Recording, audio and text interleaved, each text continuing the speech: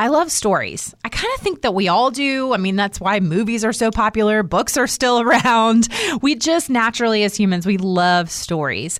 That's one of the reasons I started a podcast, is I just wanted to create an opportunity for other people to share their story of what brings them alive and what they're passionate about and how they want to change the world. And so I love listening to other podcasts, and I love listening to the podcasts where I get to hear stories of incredible people. And so I'm really excited about today's guest, because my guest is a fellow podcaster and is also passionate about bringing stories that inspire social change to your earbuds.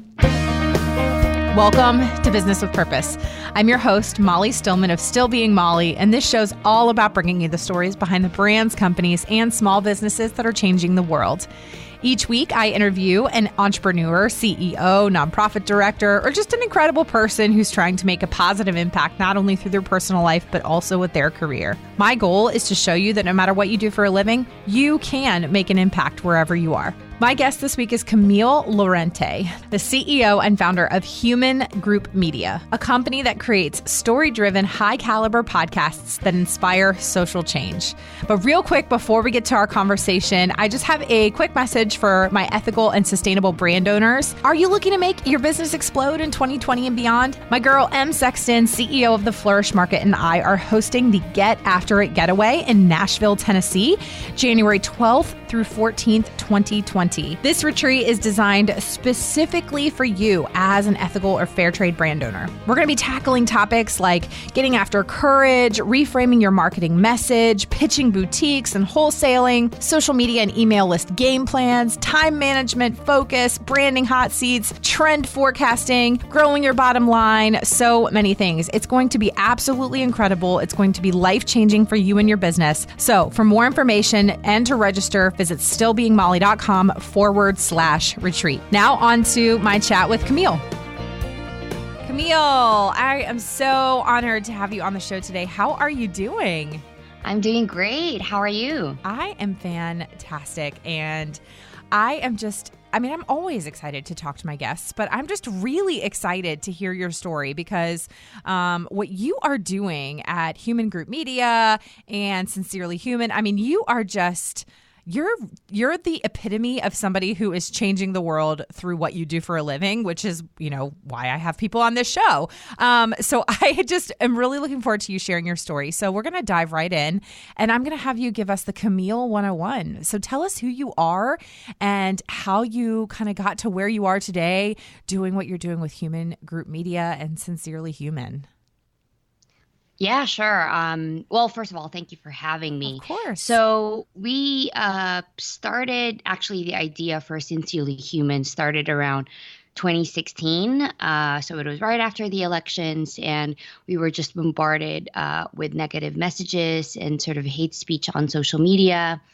And we couldn't really find a place where stories about humans doing good were sort of amplified. And so also around that time, we started really getting into podcasts and listening to some of the shows that had already existed back then. And we thought, because of my background, I was, I was a corporate lawyer right before I started my company. I worked for about 4 years, and then I moved to New York. I think it was around 2014, and I studied international affairs, but my focus was really on advocacy, media, and communications. And so I sort of used that, what I learned at the time at Columbia, where I took my master's, and applied that to what would be our company right now. So it was 2016, and we started thinking about ways to ways for people to find organizations and, companies and brands and people that they can connect with or that they can get involved with that are actually making a positive impact in their communities. And so it was, I think, about a year later when we started our show and, released our first episode. And from there, we, built our connections and really met a lot of great people in the social impact and social change space. And so we thought of actually building a company that would make podcasts. So we would produce our, original content and also work with companies that are wanting to inspire social change. And so that is kind of the short answer to that question. Yeah, I mean, that was one of the reasons I started this podcast. I mean, obviously I love podcasting, and it's just such a amazing medium. And people always ask, why did you start a podcast? And, I've been blogging for 12 years or almost 13 at this point. And Wow. I started the podcast in the summer of 2016. And honestly, for me, kind of similar to you, I really wanted to be able to continue to tell stories. And I think that stories, while you can read a powerful story and you can see pictures and, you can tell a story through a blog post, I think hearing somebody's story, it can just be so much more powerful, and it can just really connect you in a different way. And I mean, even with I don't know about you, I'm a big reader. I love to read, and Me too. I have fallen in love this year with audiobooks. And some books I love to sit down and hold a book and read and mark up the pages. But then there are some people's stories, especially like a lot of nonfiction, especially if it's read by the author. There's just something really powerful about hearing somebody's story from their own voice, and it just adds this whole other level of connection. You know what I mean? Definitely. And so actually with Sincerely Human, that was the idea. So we wanted to feature advocates, philanthropists, change makers, activists, or all around compassionate humans who are changing the world every day. Yeah. But we wanted to share their stories. And so with our format, we wanted to take listeners on a journey. So our episodes would run for just about, I would say, 20 minutes. But in those 20 minutes, we would, take them to where sort of the origin story of a brand or an organization or a campaign. But actually, that story would be centered around our guest. And it's actually also, kind of listening to an audiobook and reading about somebody and how they built whatever they are building, and actually how they are making an impact in whatever sort of cause or issue that they're involved with. Mm-hmm. Absolutely. And I was just thinking about how the connection between storytelling and the impact that it can have on how it will change people's perspectives. Definitely. Have you read the book Half the Sky? No, not yet. Oh, it is fantastic. There's also a documentary, but it basically, and my listeners are going to be like, Molly's talking about Half the Sky again, because it's okay. I'll check it out. Yeah, what's it about? It is basically about. It was written by Nicholas Kristof from the New York Times, and I'm completely brain farting right now on the other author. But two journalists who traveled the world and studied the effect that the oppression of women and girls around the world has, and how when women and girls are empowered and educated and all this thing, and how women basically hold up half the sky, and how women can change the world, and just by empowering a girl or educating a girl, giving a job to a woman, how that changes global poverty and all these kinds of things, and issues like human trafficking and child marriage and all this stuff. But one of my point in sharing this is that one of the things that they discovered is over the years, and I mean, and obviously a ton of research has been done on this, but over the years, organizations have learned that statistics can be a powerful tool, but statistics more often than not, do not lead to change. People aren't necessarily affected enough by a statistic in order to do something different. Whereas if they hear this, so if they hear, there are 11 million, this is not the correct statistic, but there are 11 million girls in the world living in, or affected by human trafficking. That is just a really overwhelming statistic. But if they hear the story of one girl who was affected by human trafficking, she became an overcomer, and now she's rescuing other girls, and you connect it to this one girl, people are more likely to donate money or take action. There's something about having that personal connection to a story that really does influence people to make a change. It's huge. Definitely. And first of all, I'm going to check out Half the Sky. You'll love it. I'm really curious, and I would love to read that when I find the time. Actually, so great that you mentioned that, because on Sincerely Human, for example, while we've featured really, I would say, rock stars in the social impact world like Nancy Lublin of Crisis Text Line, what really, I think, resonated with me when I first heard her story was how she started the organization. Mm-hmm. So just a bit of background, Crisis Text Line is a free texting service for people in crisis. Mm-hmm. So, but the story of how she started Crisis Text Line was really compelling. She was at the time, the CEO of DoSomething.org, and they received a random sort of message from one of the people that they texted through the service, because Do Something also did, campaigns for social impact and social good. And so this message that they got was, sort of really haunting. This anonymous person was sharing that he or she, we don't know actually who that person was, that he or she was being raped. So when that happened, Nancy thought that there was a bigger need. So from there, they looked into, I guess, all of, the research around people in crisis. So whether that's them thinking of self-harm or thinking of or just actually undergoing depression. And so there were all of these sort of issues that people are facing. And so from there, she built this incredible organization called Crisis Text Line. And so it's just one of many stories that we've shared, but also making it uplifting for people. For example, we've had Karamu Brown of Queer Eye, and, he just shared the story of how he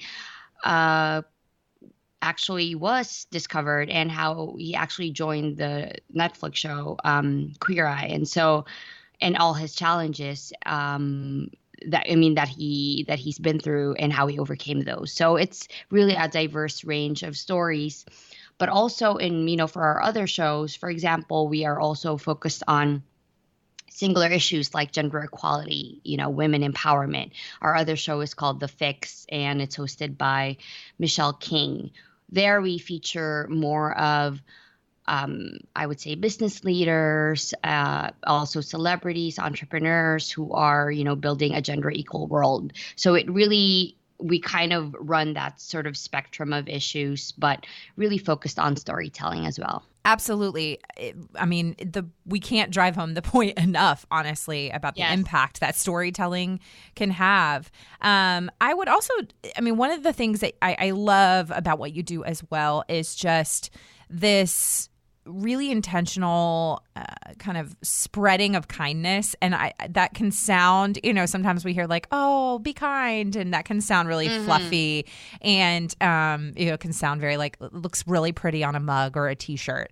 But there's intentionality that has to be behind it. And there's a difference between, one of my dear friends who's an author, her name is Sharon Hadi Miller. She was on the show a few months ago, and we talked about, she just wrote a book called Nice, Why We Love to Be Liked and Why God Calls Us to More. And it's talking about the difference between niceness and kindness, and this intentionality between being kind versus just being nice because it gets you things. Or it's a nice is very self-serving, whereas kindness is not. And how sometimes, being kind to others that we may not agree with, or being kind to somebody who has not been kind to us, and my daughter's in kindergarten, and we have a lot of discussions about this right now. now about how, well, this person was, mean to her on the playground or whatever. And I just say, honey, it's in those moments where you have an opportunity to show kindness to somebody else, even though they haven't shown kindness to you. And it's a lot. That's difficult. Even as grown-ups, we struggle with that. So I'd love to kind of have you kind of share, about how through the work that you do, how it's just so important to find kindness and what that looks like in a really tangible way. Yeah, I'm glad that you mentioned that. So Sincerely Human share stories of kindness in action.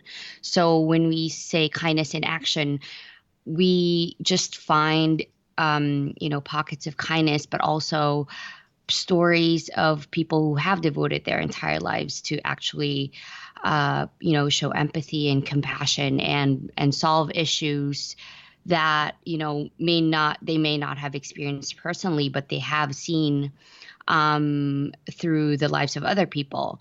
And so when we say we find stories of kindness, it's actually, I would say, not that hard to find. Even on our, if you go on our Instagram at Sincerely Human, we share really just everyday sort of quotes or messages from a variety of people who are actually, encouraging others to spread kindness. And so while on our podcast, we are focused more on how this particular person, this advocate, this, celebrity is spreading kindness or sharing what they have, being generous, being kind to people around them on our social platforms, we just sort of encourage people to make it a daily habit because it is, I would quote actually a previous guest we had, Maya Smith of Lady Gaga's Born This Way Foundation. She would always say it's a muscle that needs to be, exercised. You need to practice it. Yeah. It's not, just something apart from, of course, also sharing advice on self-kindness and also self-care, but also it's something, it's an outward act. It's an activity. It's something that you can do in everyday life. And so that's what we try our best to do, through the podcast and through the messages we share on on all our social platforms. Yes, I love that kindness is a muscle that has to be exercised. And that's a lesson that you can apply in many, many areas of life. I would love to. Go ahead. I actually also wanted to say, when we love, getting feedback from our listeners, and we've had a lot of teachers, educators, a lot of people who deal with kids and how they use some of the stories or how they are inspired by the stories we share and how they apply that in the classroom and how they sort of form activities around it. And so that's, I think, one, amazing sort of outcome that we've had from sharing the stories that we've published on, the podcast. Oh, that's fantastic. That is fantastic. I love hearing those stories and the kind of tangible, kind of change that has come out of sharing things and the impact that it's having on other people. That to me, that is like the greatest feedback that anybody can get, especially as a podcaster. When you hear about, this particular story really resonated with me and it just really affected me in this way. And here's how I've, applied it to my life or whatever. Those types of things are just really impactful. Definitely. And I think the way we formatted the show was, at least for Sincerely Human, while our other shows are more sort of thematic and focusing on, singular issues like, gender equality, as I mentioned. But for Sincerely Human, we made it really broad because we didn't want to sort of box kindness into just one, type of person. Or that's why actually, for people who may not know, the way we spelled it was with an E. So it's Hueman, because it's a combination of the words hue and human, because we wanted to celebrate the diversity of, the backgrounds and the journey of the people who have come on the show and shared their stories and the impact of their work. I love that. I was actually going to ask why the intentionality. And I was like, I mean, I think I could guess, but I love that. That's amazing. I'm going to take a quick break from my chat with Camille to thank our sponsor of the show, and that is No Issue. No Issue is the online platform for designing and ordering custom, sustainable packaging for your business or brand. They have low minimum order quantities, worldwide delivery in 3 weeks or less for free, and a team of designers ready to help. They are making customized packaging accessible for businesses of all shapes and sizes. And I love that they have that team of designers there for you, because sustainable customized packaging doesn't have to be ugly, okay? So visit noissue.co. That's noissue.co, and use the coupon code PURPOSE15 for 15% off your order. They have, again, low minimum order quantities. Everything is compostable, recyclable, and the paper products are FSC certified. So go to noissue.co and use that coupon code PURPOSE15 for 15% off your order. Now back to my chat with Camille. Now, I'd love to know a little bit more about kind of your background and how this really became a passion for you, because clearly this didn't come out of nowhere. So tell me a little bit about kind of your background and what drove you to really, kind of take this on as a passion project. Yeah, so I mentioned earlier that I shifted careers, 5 years ago or a couple of years ago. And, I was really trying to find a career or, something that I would do that I would be, passionate about. And that was something that was more long-term. And when I started studying at Columbia at SIPA, where I took my master's, I found I sort of dabbled into different sectors. I would say the nonprofit sector, the private sector, and also the public sector. But, I loved working with nonprofits and also companies that have their corporate social responsibility sort of campaigns. And what I found was I felt like with then my background of, writing and media and advocacy, I wanted to make sure that media was being used as a tool for, social change. And so while I've done the more academic approach to sharing or sort of amplifying these organizations, I wanted to make sure that it was the content was more compelling. And so that's where my thought process was. Actually, I wanted to make sure that it would connect on a deeper level and sort of emotionally with whoever was consuming that content or listening to what would be, a podcast. And so that's how it all started. And, the connections I've built and, of course, the friends that I've made since then have really helped me along the way. And so that's how the idea really that's actually where we started conceptualizing, or when we started conceptualizing about, our company and the podcast. That's incredible. I love that. And one thing I know just from, doing some light internet stalking, that's what I always say to my guests, small to moderate internet stalking, is your podcast has obviously gotten the attention of a lot of people, including Bill Gates. I'd love to hear that story and kind of how that came about.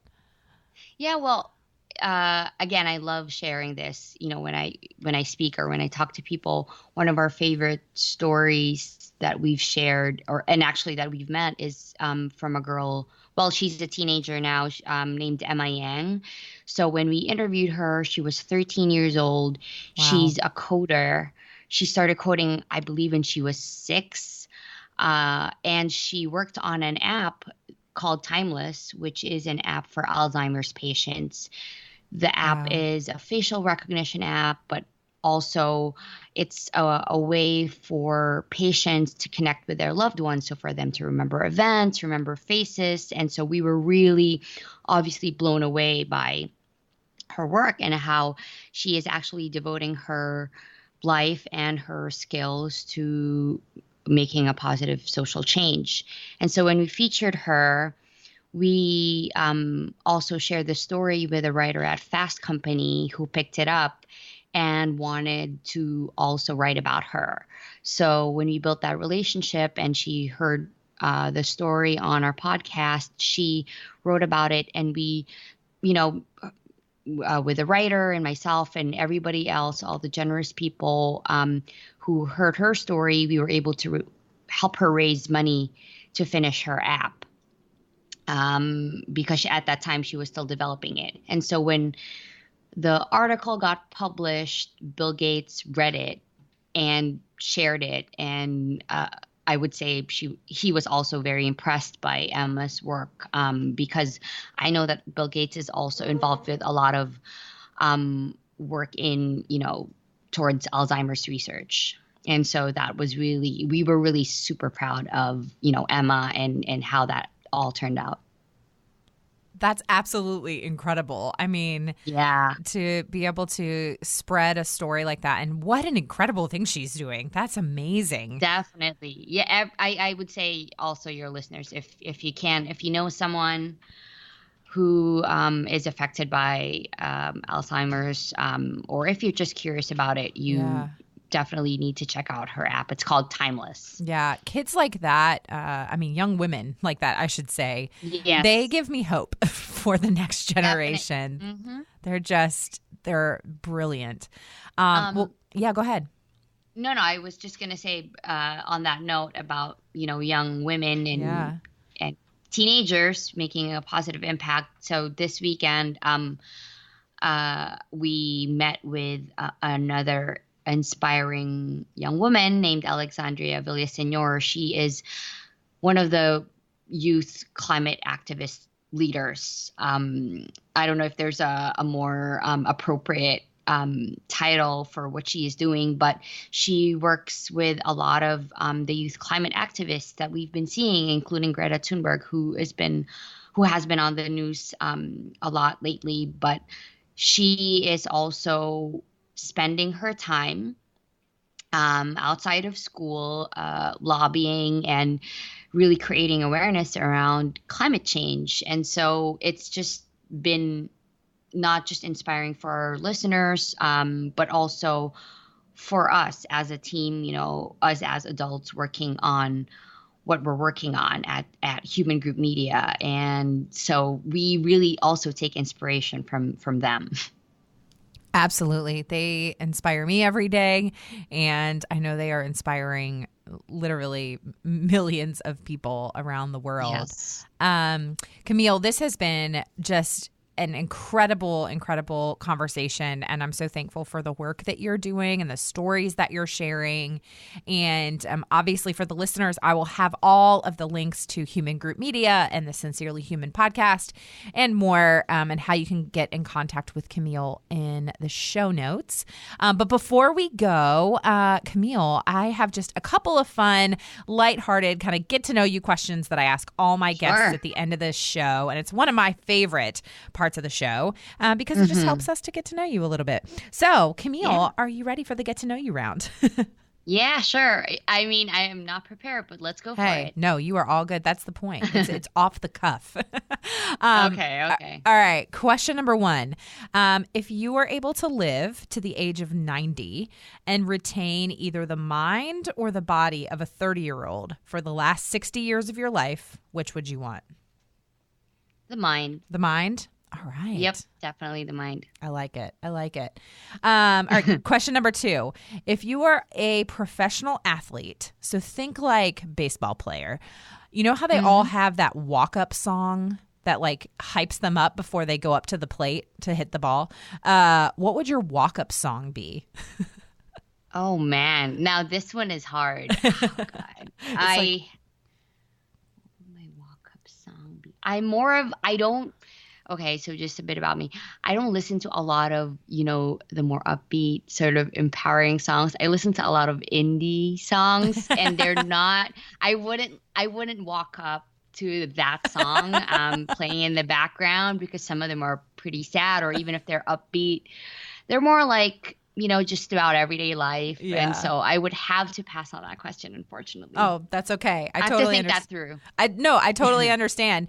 And honestly, I think it'd be kind of hilarious if like you like chose like a really like indie song, and the whole you're going up to bat. That would be funny. Everybody in the stands is like, what is this song? But you'd be surprised. Some of them might actually know some of the songs, or a song that I might play. In this hypothetical scenario. Exactly. Are you reading any books right now? I am reading a lot. That's the thing with, loving books and reading in general. I just need to find time to finish it. Yeah. So I have a couple. Becoming, I'm down to my last 100 pages. Oh, I think it's so good. Becoming, it's, absolutely. I don't have enough words. Yeah. It's incredible. For those of you who are looking to read a memoir, you have to start with Becoming. Yeah. But it's 600 pages. I think I've finished already about 500. So I'm down to my last couple of pages. And then I just got a book called Thirst by Scott Harrison. I think it was released a couple of years ago, but Scott Harrison is the founder of Charity Water. Oh yeah. Yeah. So he just shares his journey on his I think it might be his first book. I'm not entirely sure, but I met him recently at an event, and I got a copy of his book, and I'm excited to dive into that one. Oh, that's fantastic. Yeah. And I would definitely second Becoming. I actually did the Audible version because Michelle reads it. Oh, yeah. It's amazing. It's amazing. So I tell everybody that they need to listen or read it. So, and then my last question is the question I ask all my guests, and that is, what does it mean to you to run a business with purpose? Oh, it means everything.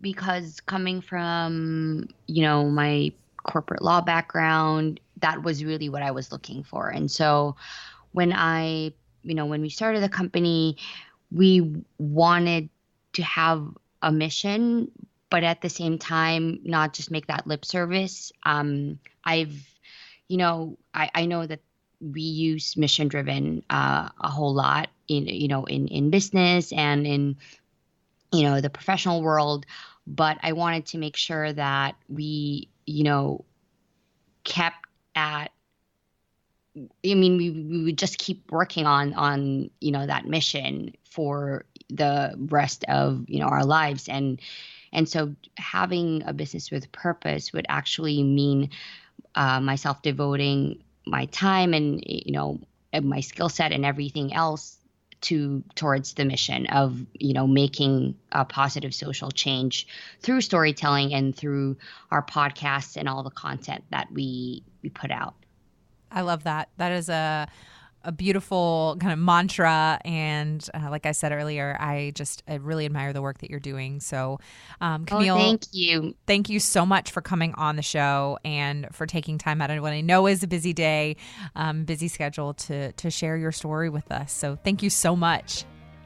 No, thank you for having me. And of course, likewise, I did, share with you that I was also drawn to your work. And I think there's really some great overlap with the work that you're doing and mine. And so thank you as well.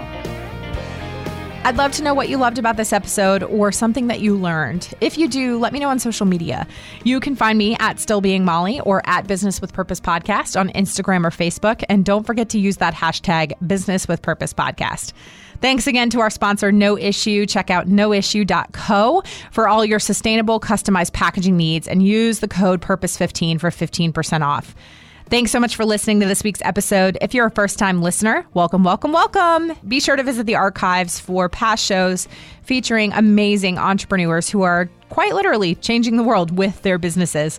And if you're a regular listener, your support means the world to me. Thank you so much. Thank you so much. Be sure to head on over to iTunes, Spotify, Google Play, or wherever you listen to podcasts and click that subscribe button to help make sure you never miss a new episode of the show. And would you take a moment to leave a review? Leaving a review helps me to know what you're liking and how the show is personally impacting you. This show is edited by my amazing husband and executive producer, John Stillman, with support from Kelly Dalton, and the music is by Mark Killian of Third Wheel Media. Hey, Merry Christmas, Happy New Year. Thank you so much for listening day in and day out and week in and week out. I'm so grateful for you. Now, go do something good with purpose on purpose.